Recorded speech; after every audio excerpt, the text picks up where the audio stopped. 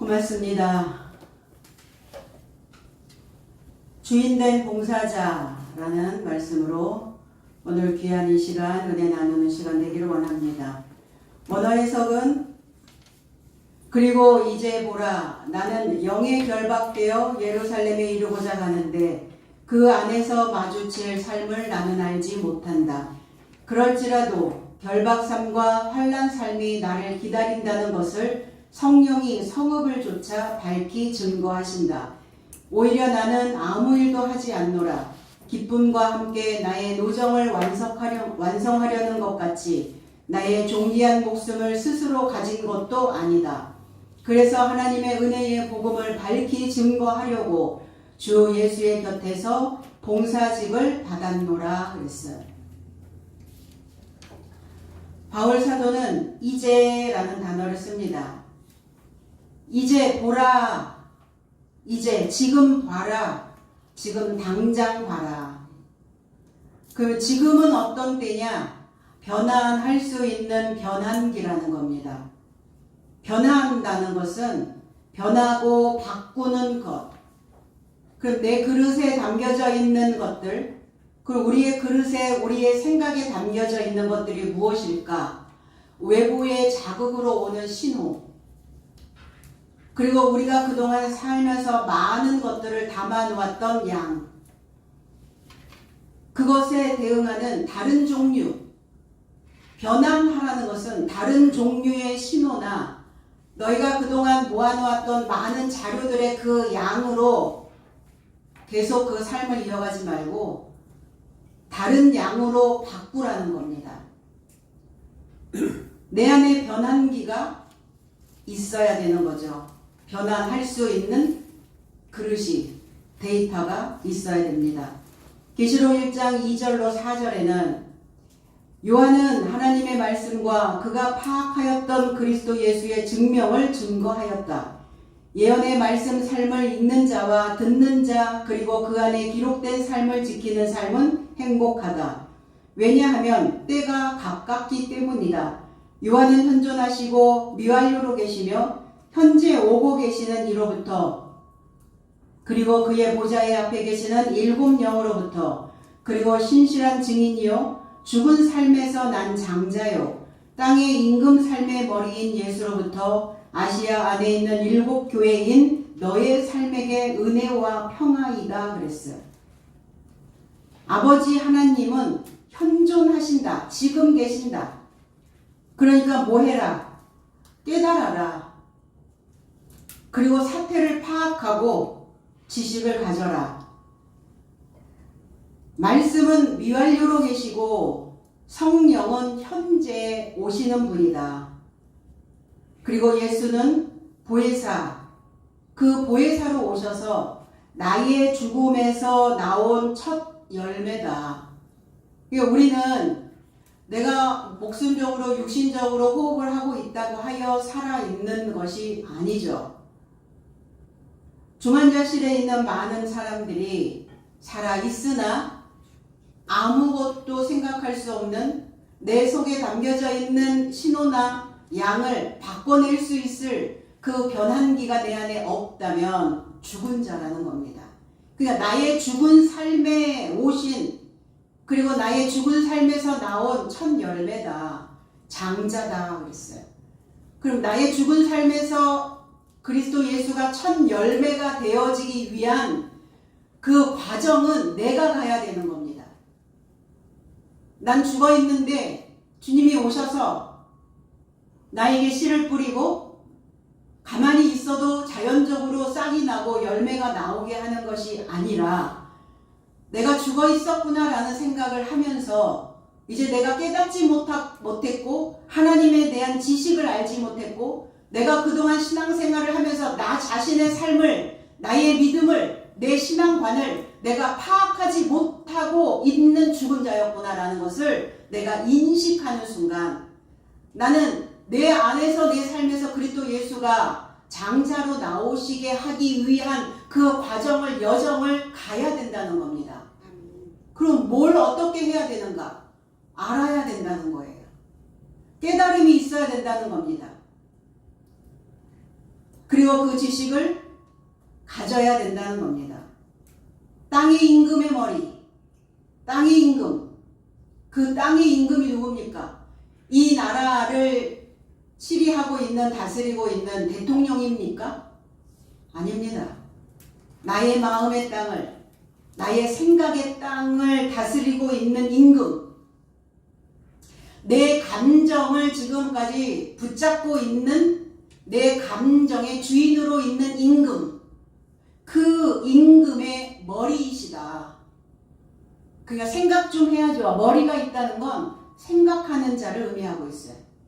머리가 있다라는 것은 그 안에 무엇인가 하나님의 것을, 하늘의 것을 담아 놓을 수 있는 자라는 겁니다.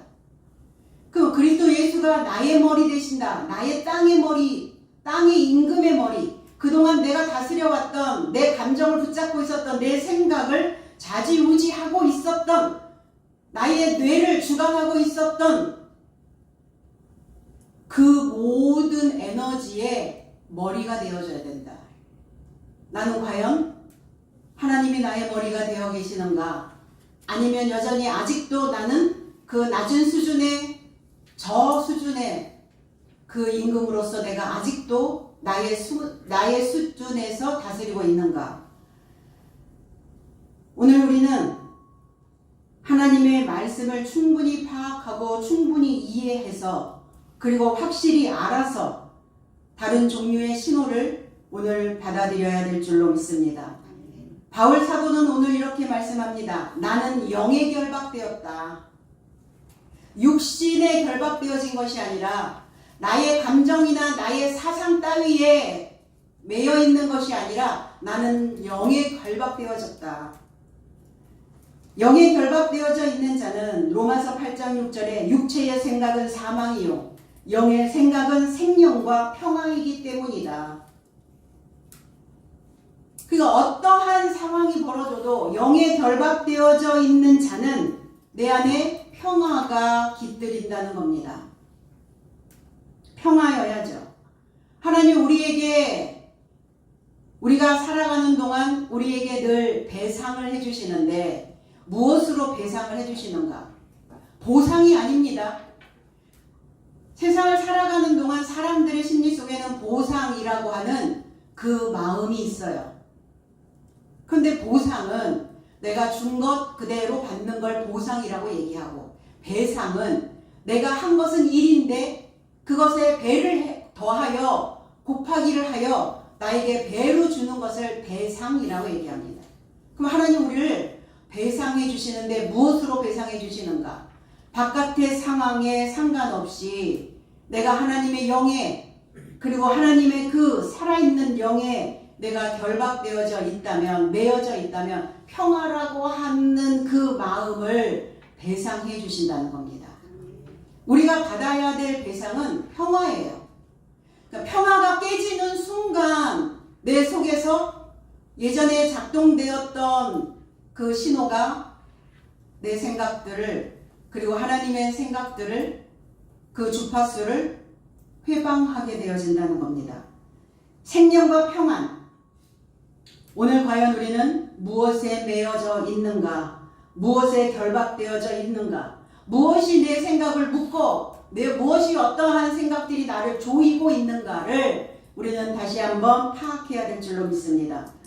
골로새서 4장 3절에 그리스도의 비밀을 전하도록 하나님은 말씀의 문을 나의 삶에게 열게 하려고 나의 삶에 관하여도 아울러 기도한 것이다. 이를 인하여 내가 매임받은 것이다. 그랬어요. 매여 있다라는 표현을 사도 바울은 계속합니다. 묶여 있다라는 표현을 합니다. 뭐에 묶여 있느냐는 거예요. 나의 사상, 나의 감정, 나의 뇌에서 보내는 신호, 거기에 매여 있다면 그 삶에서 못 벗어나게 된다는 거예요. 더 나아지질 않는 거예요. 그래서 하나님의 것으로, 하나님의 말씀으로 그렇게 매여질 수 있도록 나는 기도하는 것이다. 기도하는 거예요. 그래서 우리는 하나님이 우리에게 어느 날 안전지대를 만들어서 항상 거기에서 머물러 있게 하고 절대로 바깥에 침대 밖에 아니면 텐트 밖에 이런 위험이 도사리고 있는 그곳으로 나를 절대로 보내지 않을 거다라고 생각을 합니다. 그게 그렇지 않잖아요.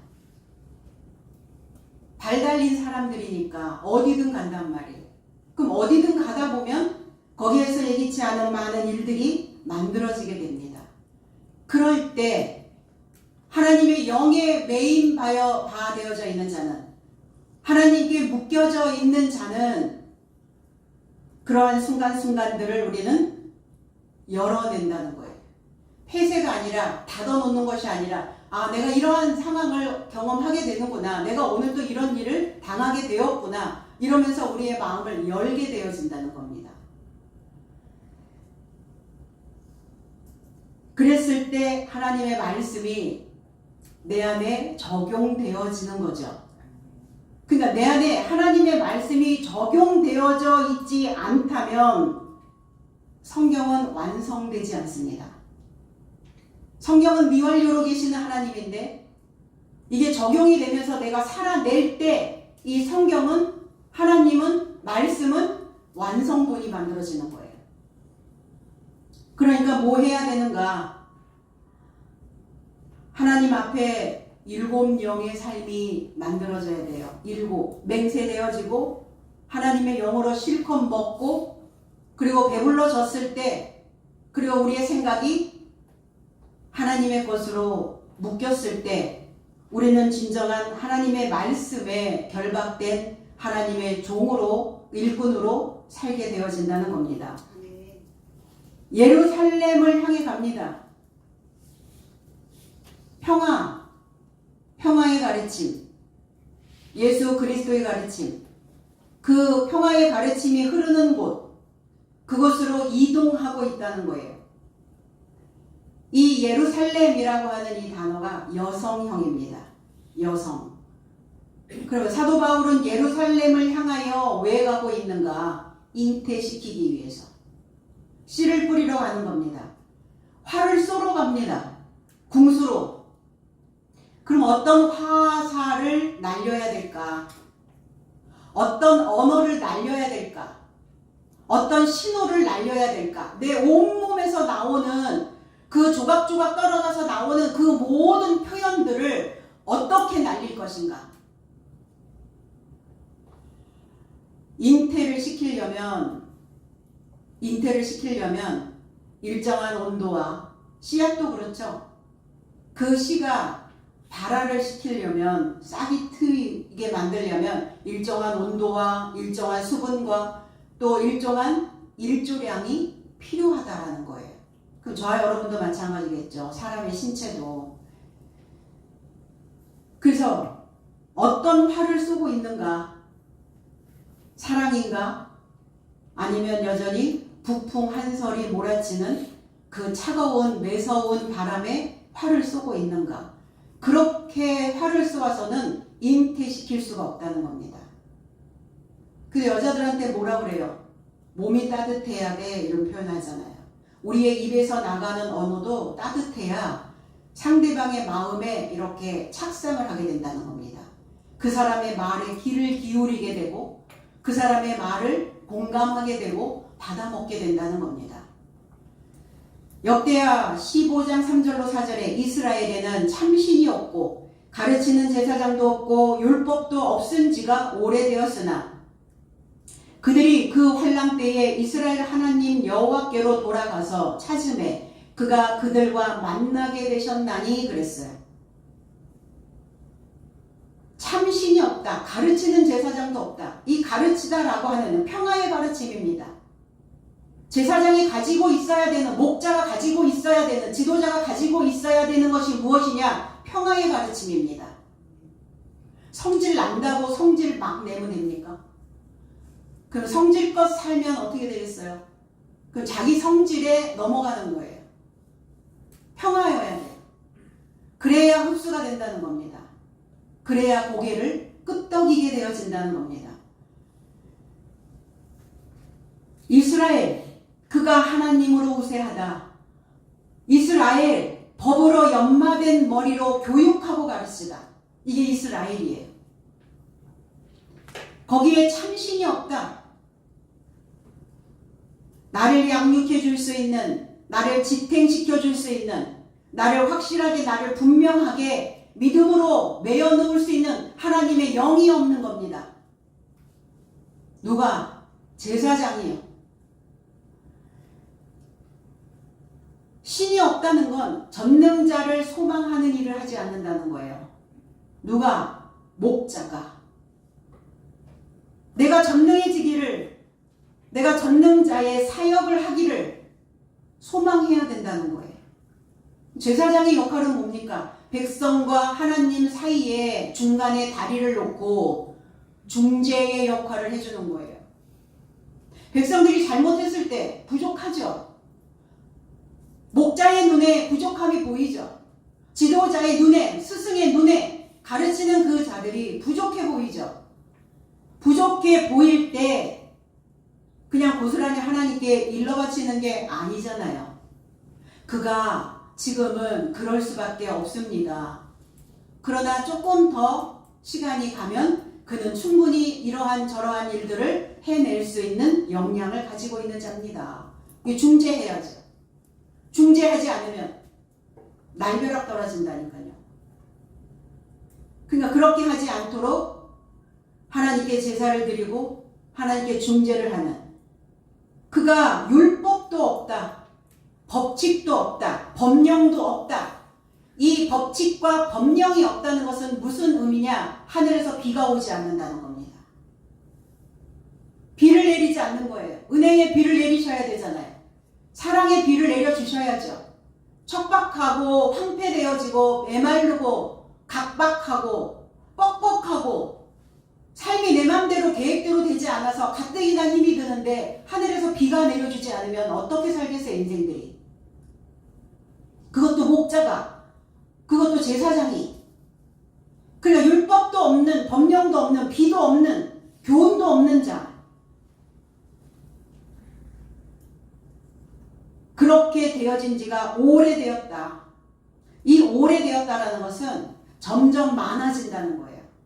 내 사상, 내 감정에 묶여져 있는 그 상태가 오랫동안 지속이 되니까 뭐 하겠어요? 그 상태가 계속 증가, 또 증가, 많아지는 거예요.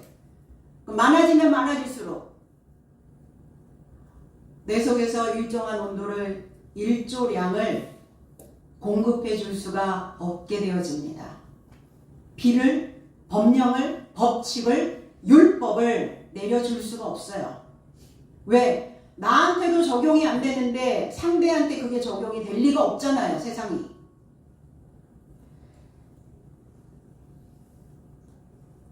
세상은 나를 주축으로 해서 돌아간다는 걸 기억하셔야 됩니다. 내가 안 되면 상대도 안 된다는 것을 인식하셔야 돼요. 나는 안 되는데 상대한테 그걸 하라고 강요한다는 건 그건 법이 없는 자고 전능자를 소망하는 그 일을 하지 않고 있다는 겁니다. 그러니까 내가 양육이 안 되는 거예요. 내가 지탱이 안 되는 겁니다. 그런데 그들이 환난 때가 되니까, 왜 환난이 오는지 아세요? 좁아지거든요. 왜 하나님이 우리에게 환난을 주실까? 사도 바울의 가는 이 여정에 왜 환난이 올까? 하나님을 믿는 하나님의 백성들이 왜 이런 환난을 경험하게 될까? 넓히시려고요.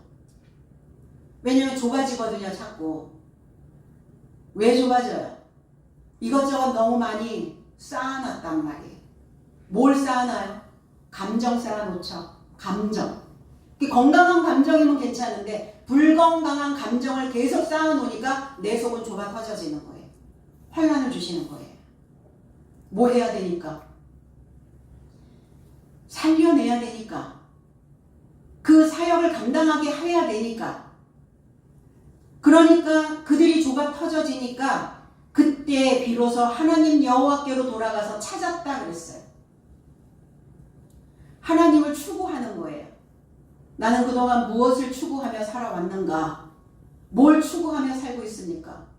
돈입니까? 이 세상에서 무엇인가 많은 것들을 쌓아놓고 살기를 원하는 그걸 추구하고 살고 계십니까? 그래서 결국은 그들이 발견하게 되었다고요. 내가 하나님을 추구하니까, 내가 하나님을 찾으니까 하나님을 발견했더라. 그럼 하나님은 어디서 발견하실 겁니까? 교훈입니다. 말씀 66권이에요. 성경입니다. 그러니까 내가 성경을 깨닫지 못하고 이해하지 못하고 진리를 내가 갖지 못하고 있으면 하나님을 획득할 수도 하나님을 발견할 수도 얻어낼 수도 없게 됐다는 겁니다. 왜 하나님을 이들은 찾았을까? 이 백성들이 환란이 왔으니까. 발등에 불이 떨어지면 사람들은 발등에 불을 끌려고 뭔가를 찾습니다. 우리가 하나님을 찾는 이유는, 하나님을 추구하는 이유는 내가 하나님께로부터 양육받아서 그 법령으로 비가 내려고 하는 목적이어야 됩니다. 바로 이 삶이 예루살렘이에요. 새로운 자극으로 머리를 연마해야 우리가 정신줄을 놓지 않거든요. 순간순간 우리가 우리의 육신의 괴로움으로 인하여 정신줄이 놓아질 때도 있죠. 그러니까 그렇게 되지 않게 하려고 하나님은 우리를 찾게 하시고 우리를 발견하게 만드신다는 겁니다. 내가 예루살렘으로 가는 그 시간 하나님의 영에 묶인 바 되었는데 왜 점점 치지? 바울 사도도 무슨 일을 만날는지 왜 파악하지 못하고 갈까? 무슨 위험이 있을까? 어떤 사고가 있을까? 어떤 사건이 벌어질까? 좀 이렇게 점점 쳐보지. 알 수 없다는 거예요. 무슨 일을 만날는지 파악하지 못했다. 무슨 일이 발생이 되어질지, 어떤 일을 만날지 나는 알지 못한다. 파악할 수 없다. 그러니까 산다는 건 이런 건가요? 같아요. 이게 사는 사람들의 인생들의 모습인 것 같아요. 신앙 안에 있는 자들의 모습도 우리가 하나님을 믿고 있으니까 말씀드린 것처럼 하나님 울타리 안에 보호막 아래 어떠한 위험도 도사리지 못하도록 그렇게 있어야 되는데 그렇지 않다는 거예요. 무슨 일이 닥칠지 나는 알지 못한다. 그러니까 우리가 믿는다는 것도 마찬가지예요. 우리가 살아낸다는 것도 믿는다는 것도 공장에서 만들어내는 그 제품의 규격이 아니잖아요. 그 제품처럼 그 규격대로 딱 만들어져서 인생도 믿음도 신앙도 오늘 하루에 무슨 일이 일어날지 제품의 그 규격처럼 딱 만들어져서 나오면 얼마나 좋겠어요. 그리 될 수 없다는 겁니다. 그러니까 뭐 하셔야 돼요? 폐활량 키우셔야 됩니다. 폐활량. 그럴 때 사람들이 일이 닥치면 어때요? 한숨 들이쉬고 내쉬고 하죠. 그러니까 일이 닥쳤을 때 폐활량 늘리려니까 답답해 죽겠는 거예요. 평소에 폐활량 늘려 놓으시면 어떤 일이 닥쳐도 그냥 숨 한번 크게 마시고 숨 한번 크게 내뱉고 그래? 주어졌어? 감당하지 뭐. 이리로 가는 거예요. 그래서 흐르다 보면 예상할 수 없는 많은 변수들이 있다. 그러니까 우리는 늘 그 생각의 길을 바꿔야 된다는 겁니다. 믿음의 지속성을 유지하면 우리의 마음을 하나님의 말씀으로 하나님의 영으로 이 흐레마의 말씀으로 묶어서 그 마음이 유지가 되면 그 지혜가 그리고 그 방법이 그리고 내가 어떤 길을 가야 되는지 그 방법을 알게 되어진다는 겁니다. 오직이라는 단어를 씁니다. 그러므로 오직 성령이 이 오직이라고 하는 단어는 그럼에도 불구하고 이런 뜻이에요. 내가 어떤 일을 만날지 알지 못해. 예루살렘으로 가는 그 길에 나는 묶였고 영으로 인도함을 받고 가는 그 상황 속에서도 나는 어떤 일을 마주칠지 나는 알지 못한다. 그럼에도 불구하고. 근데 이게 우리 안에 폐활량을 키울 수 있는 단어예요. 그럼에도 불구하고. 어떤 상황이 막 벌어졌어도 그럼에도 불구하고 앞에 내용에서 예상되는 결과와 다르거나 상반되는 내용이 뒤에 나타날 때 이 앞뒤 문장을 이어주는 말을 그럼에도 불구하고 라는 단어를 씁니다. 이 플랜이라고 하는 오직이라고 하는 단어. 그래서 어떤 상황, 어떤 사람들과 마주할지 나는 알지 못한다. 빌립보서 4장 11절로 14절에 내가 궁핍을 쫓아서 말하는 것이 아니다. 왜냐하면 내가 어떤 삶에서든 자족할 줄을 배웠노라. 내가 낮아질 줄도 알고 풍족할 줄도 알았도다. 모든 것 안에서 모든 삶 안에서 배부름과 굶주림과 풍족과 모자람을 전수받았노라. 나를 가능케 하시는 자 안에서 내가 모든 삶을 힘쓰노라. 그럼에도 불구하고 너희가 나의 환난에 동참하였으니 잘하였도다. 우리 빌립보서 4장 14절 그 요절 많이 외웠었죠. 내게 능력을 주시는 자 안에서 모든 것을 할 수 있다. 이 개정 개혁에 나와 있는 거예요. 내게 능력 주시는 자 안에서. 그러니까 우리는 늘 수동태로 신앙생활을 하고 있죠. 그러니까 난 가만히 있어도 내게 능력을 이렇게 주시는 자가 있기 때문에 내가 모든 것들을 할 수 있게 돼. 그게 아니라 능동태여야 된다는 거예요. 나를 가능케 하시는 자 안에서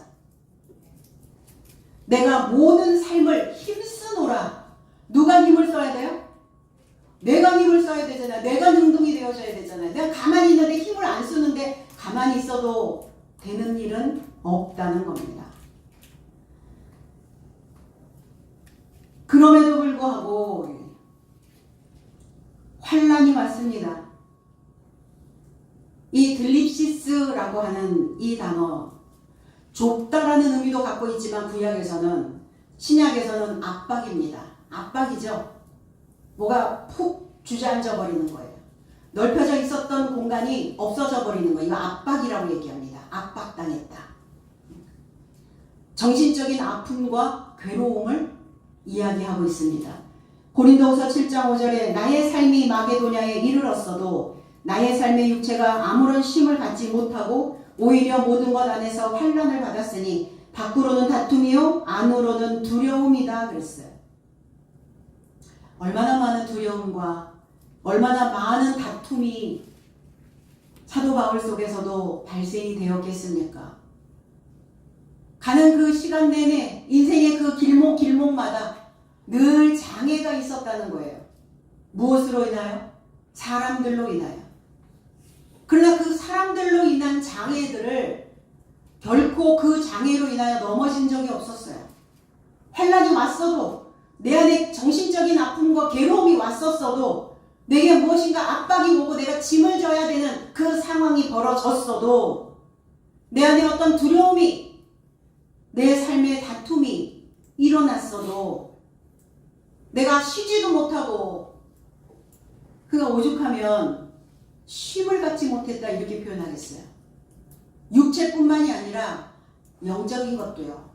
마음적인 것도 정신적인 것도 이게 몸과 마음은 같이 붙어있기 때문에 마음이 쉬지 못하면 몸도 쉬지 못하고 몸도 쉬지 못하면 마음도 쉬지를 못해요. 그 표현을 지금 하고 있는 거죠. 그런데 바울사도는 고린도 교회 성도들에게 나는 너희들이 자랑스럽다고 이렇게 표현합니다. 왜? 환난으로 맺어진 성도들이 그 위로와 기쁨이 되고 오히려 그 환난으로 인하여 그 압박으로 인하여 짐을 지는 그 정신적인 고통과 힘든 삶으로 인하여 괴로움으로 인하여 감사로 채워졌다라고 말합니다. 감사로. 감사가 안 옵디다. 압박이 오고 정신적으로 힘들고 괴로움이 오니까 감사는커녕 속에서 불평이, 원망이, 짜증이, 속에서 화가 쏟아져 올라오는 거예요. 그럴 때 저는 거울을 봅니다. 주체할 수 없는 감정들이, 그리고 내 안에서 넓혀지지 않는 그 좁아 터져 있는 그 환란이 올 때 거울을 봐요. 그리고 내 속에 어떠한 모양들이 담겨져 있는지 이 얼굴 표정으로 한번 표정을 지어봅니다. 악이 따로 없어요. 마귀가 따로 없어요. 내 안에 있어요. 성질이 나고 짜증이 나고 분이 일어나고 괴로움이 일어나니까 평화 온데간데 없어요. 그 바울 사도도 그렇단 얘기예요. 그러나 그거에 눌러앉지는 않는다. 일어나는 거예요. 일어서는 거예요. 또 그 가던 길을, 우리에게 남겨져 있는 그 나머지의 그 길을 또 가는 겁니다. 그 환란이 기다리고 있다. 환란이 기다리고 있는 게 아니라 환란이 거주하고 있는 거예요. 머물고 있는 겁니다.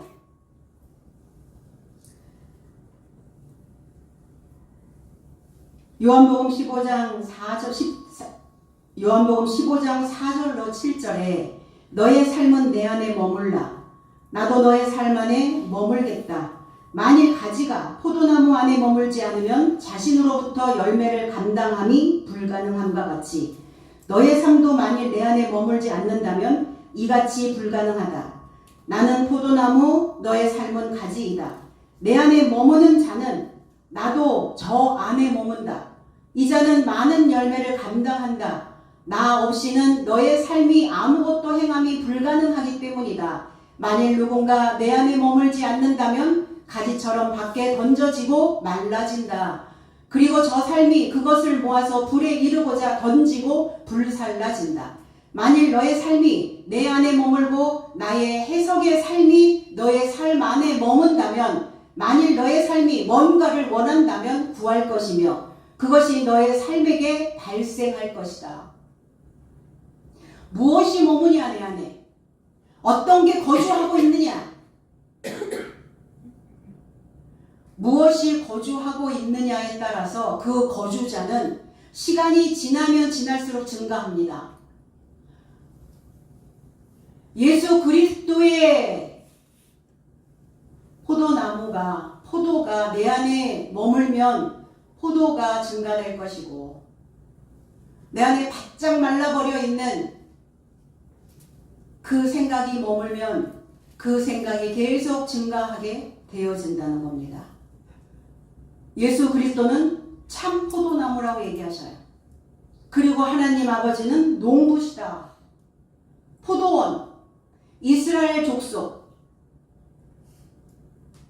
그래서 이스라엘 족속이 되어진 우리는 그의 포도나무를, 그의 포도원을 가꿔야 되는 거예요. 우리가 포도원이죠. 내 안에 포도나무가 결실할 수 있도록, 감당할 수 있도록 가꿔야 된다는 겁니다. 그리고 그의 기뻐하시는 열매는 유다 사람이다. 그런데 내가 너희 안에 머물면 분명히 좋은 포도, 극상품 포도나무를 맺어야 되는데, 그런데 들포도를 맺게 했다. 좋은 포도 맺기를 바랐더니 들포도를 맺음이 어찌미냐. 들포도는 악취 난다 이런 뜻이에요. 악취가 나는.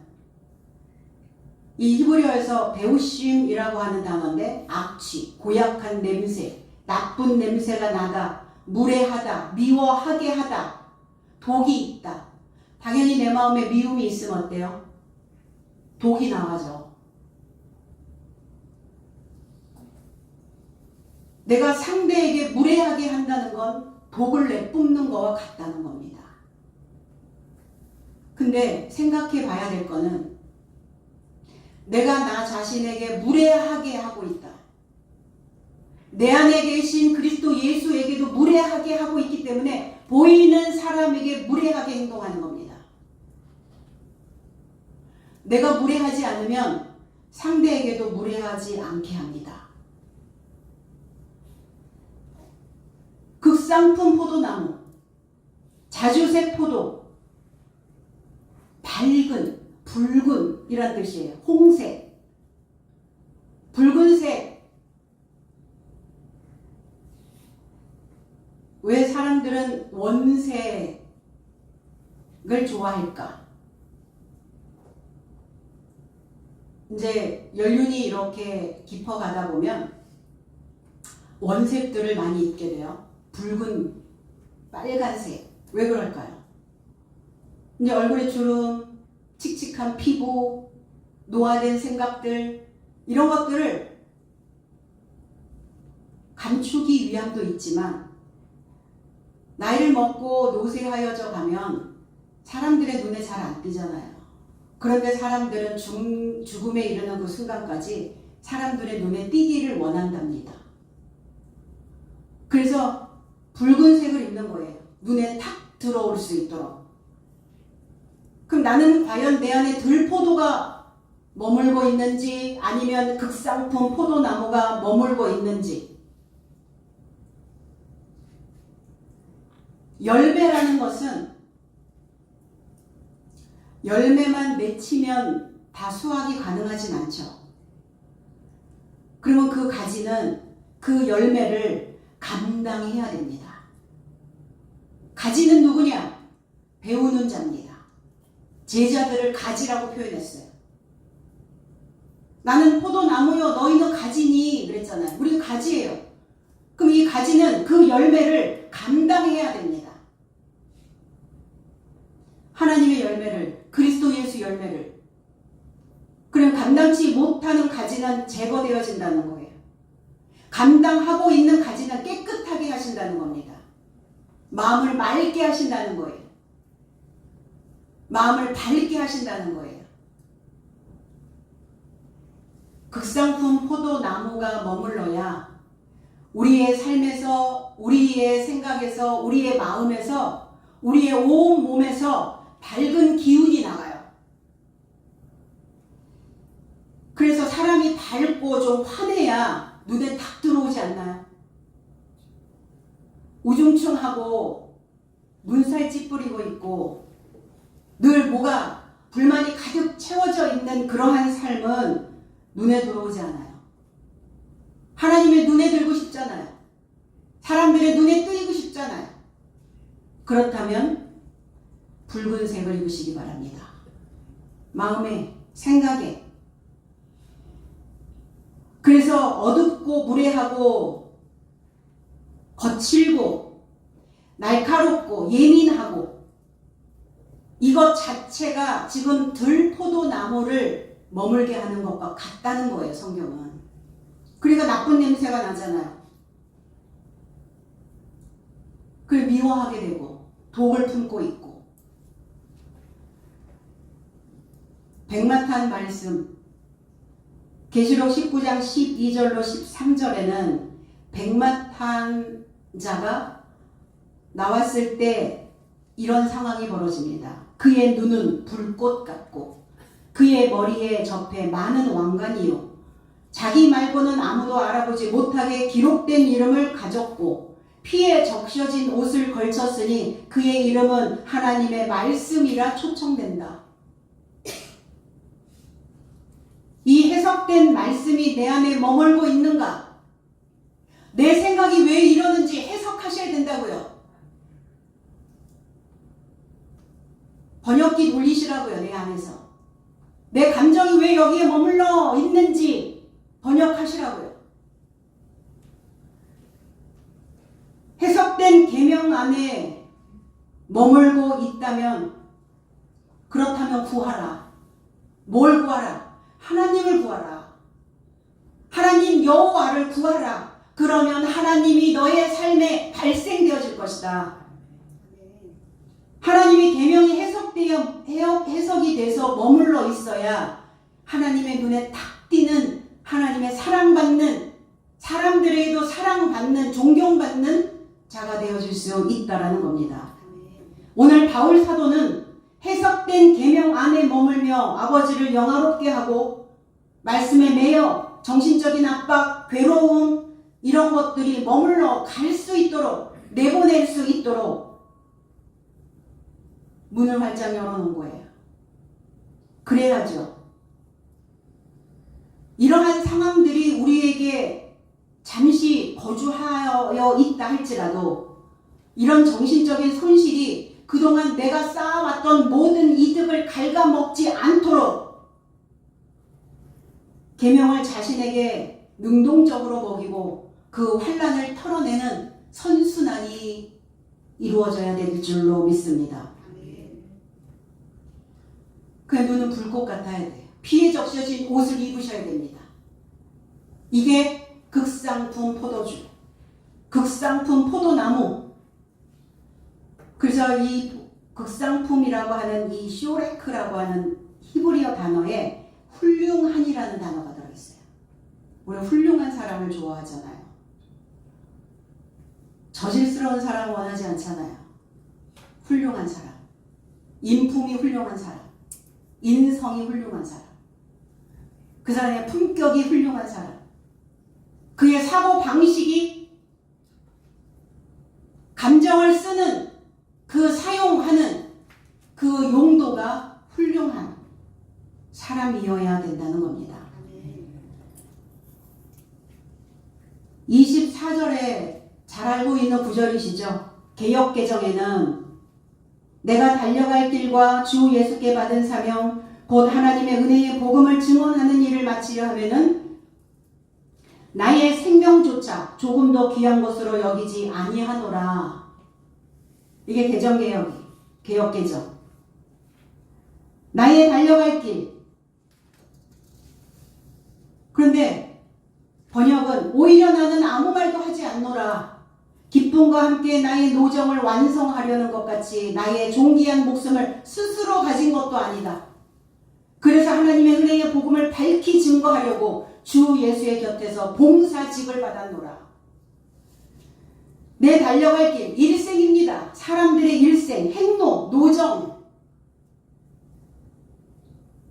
경기장 안에서 우리는 우리의 일생을 가는 겁니다. 어디에서 경기하고 있느냐예요. 광화문 광장에서 경기를 하는지, 세상 안에서 경기를 하는지, 나의 육신적인 생각의 감정 안에서 경기를 하고 있는지, 아니면 하나님의 영 안에서 해석된 말씀 안에서 경기를 하고 있는지. 조건도 다르지만 발생되는 양상도 다 다르게 나타난다는 겁니다. 저와 여러분들은 하나님의 경기장 안에 말씀 66권이라고 하는 이 성경이 우리가 가야 될 경기장이에요. 우리의 일생입니다. 창세기서부터 계시로 이 경기장 안에서 싸우셔야 된다는 겁니다. 요 바깥으로 나가면 어때요? 말씀 바깥으로 나가면 금방 내 안에 쌓여 있었던 그 무례함과 그 악함과 고약한 나쁜 것들이 다 쏟아져 나옵니다. 디모데후서 4장 7절로 8절에 나는 좋은 싸움을 투쟁한 것이요 노정을 완성한 것이요 믿음을 지킨 것이다. 나머지는 나에게 의의 면류관이 떼어 놓였으니 의로우신 재판장이신 주께서 그날 안에서 나에게 떼어주실 것이요 그러나 내게만 아니라 그의 출현을 사랑한 모든 삶에게도 그리하실 것이다. 주의 출현을 사모하는 자, 건전한 교리로 싸우는 거예요. 우리는 입증된 자는 살아있는 영의 면류관이 주어집니다. 생명의 면류관. 이 생명의 면류관이 뭡니까? 연결된 소식인 복음입니다. 복음. 그러나 그날 안에 일곱째 날 안에서 떼어주실 것이다. 떼어받았으니 어때요? 주인입니다. 주인으로 사는 거예요. 주인된 봉사자로 그 믿음을 지켜낸 결과물입니다. 이것이.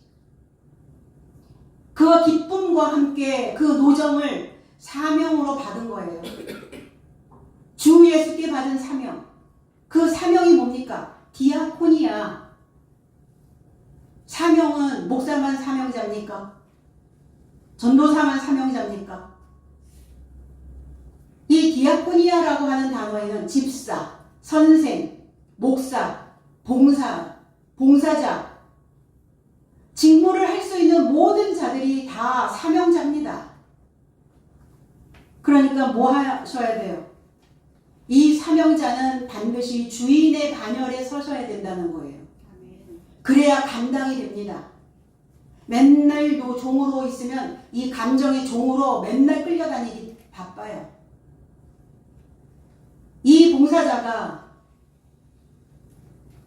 이 봉사자 주인은 왕을 섬기는 태도, 백성을 섬기는 태도, 내 가족에게 가족을 섬기는 태도, 타인에게 하는 그 태도, 이 모든 봉사가 동일해야 된다는 겁니다. 대통령은 어려우니까, 왕은 어려우니까, 뭔가 조금 더 높은 지위에 있는 사람들은 또 어려우니까 조심하는데, 그렇지 않고 낮은 지위에 있다라고 생각하면 헛되죠. 우리는 우리 안에 동물성이라고 하는 어쩔 수 없는 세포가 자리 잡고 있기 때문에 약자에게는 강하게 만들어지게 되어 있어요. 그러니까 약자에겐 약해야죠. 강자에겐 강해야죠. 강강약약해야 되잖아요. 약강 하시면 어떻게 되겠어요? 세상이. 삶이 어떻게 되겠어요? 교회가 어떻게 되겠어요? 지도자가 어떻게 되겠어요? 이게 봉사자입니다. 동일하게 적용시킬 수 있는. 그래서 주인된 봉사자로 사명을 완성할 수 있게 되어지는 겁니다. 고린도후서 9장 12절에 이 섬김의 봉사직은 성도들의 궁핍함을 보충할 뿐 아니라 오히려 하나님에게 많은 감사로 넘치느니라. 감사하시래요. 감사가 그냥 찰랑찰랑 내 안에 채워지는 것이 아니라 넘쳐 흐르게 하래요. 어떻게 저렇게 사실까? 어떻게 저런 표정일까? 어떻게 저런 말씨일까? 어떻게 저런 마음씨가 나올까? 저 삶에서, 저 환난에서, 저 어려움에서 그것이 성도들에게 궁핍을 메꿔주는 거랍니다. 지도자의 모습을 보고 성도들은 먹거든요. 그러니까 지도자가 궁핍하면 성도들은 당연히 더 궁핍하겠죠. 감사로 부유해져야, 은혜로 부유해져야, 그래야 성도들의 궁핍을 채워줄 수 있는 주인된 봉사자가 되어줄 수 있다는 겁니다. 은혜의 복음을 증거하는 일. 증거한다라는 것은 쪼개는 거예요. 입증하는 거예요. 증언하는 겁니다. 확실한 것들을, 분명히 내가 경험한 것들을, 몸소 체험한 것들을, 내가 그 은혜의 복음을 증거하는 일을 마치려 하는 데는, 완성할 때는, 완전하게 한다는 이 노정을 간다는 것은 흔들림 없이 끝까지 가는 겁니다. 그래서 나의 생명을, 나의 이 목숨이, 나의 존귀한 목숨을 스스로 가진 것이 아니다. 하나님께로부터 선물 받은 것이다. 그래서 주 그리스도 예수를 내 곁에 두시고 주인된 봉사직을 또 우리에게 부여해 주신 것입니다. 우리에게 주어진 사명은 성도들의 고장난 입맛을 재활시켜주는 겁니다. 그러니까 이 봉사자가 어떠한 삶으로 세워져 있어야 하는지 바울 사도는 분명하게 명백하게 말씀하고 있는 겁니다.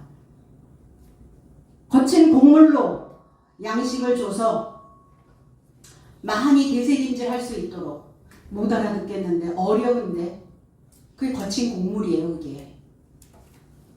그래서 몸에 천천히 흡수되는 그 구조로 이 곡물을 거친 곡물을 주면 우리의 뇌가 저절로 맑아지고 우리의 마음은 평안해지고 말씀의 되새김질 나의 인생의 노정에서 그 인생의 길에서 내가 주인공으로 봉사의 사명을 건강하고 쾌적하게 흔들림 없이 끝까지 이끌어 가시기를 예수 그리스도 이름 안에서 축복드립니다.